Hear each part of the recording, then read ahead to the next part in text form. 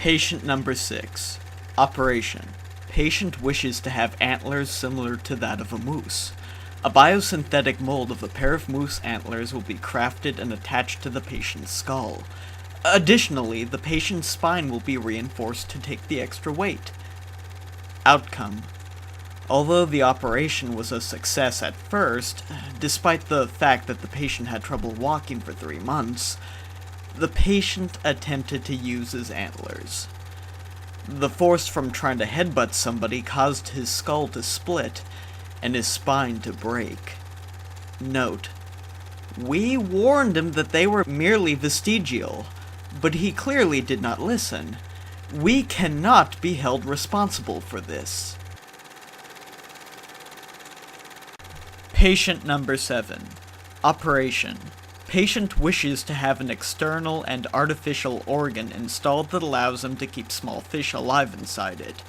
A spear of biosynthetic matter will be stitched to his chest, and a gland that acts as a filtration system installed.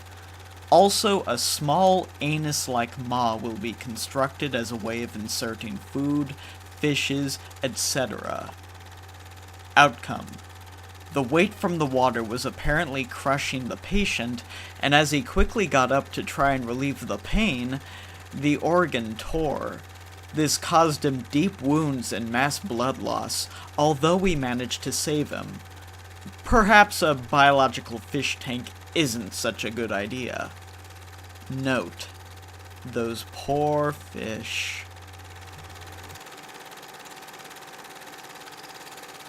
Patient 8. Operation. Patient wishes to become a spider. 2 arms and 2 legs from willing donors will be found and attached to the skeleton, then stitched on. 6 vestigial eyes drilled into the skull, and a silk-producing gland attached to the mouth. Outcome.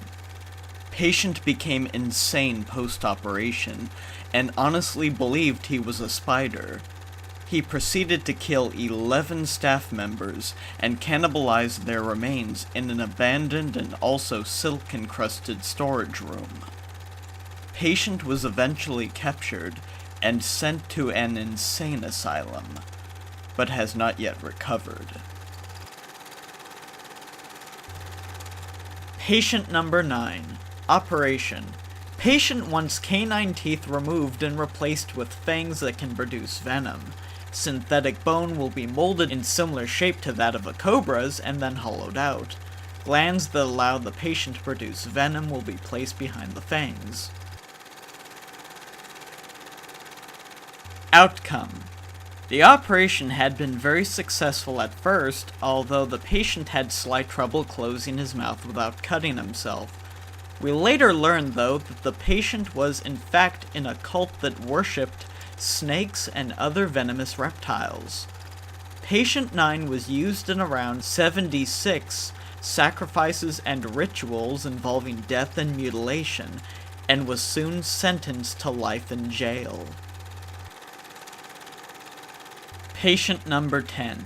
Operation. Genitals removed. Outcome. Subject awoke from the anesthetic during the operation and attempted to stop it. Thanks to his movement, the surgeon slipped and stabbed him deeply. Pain and blood loss caused his near death, although we eventually managed to save him.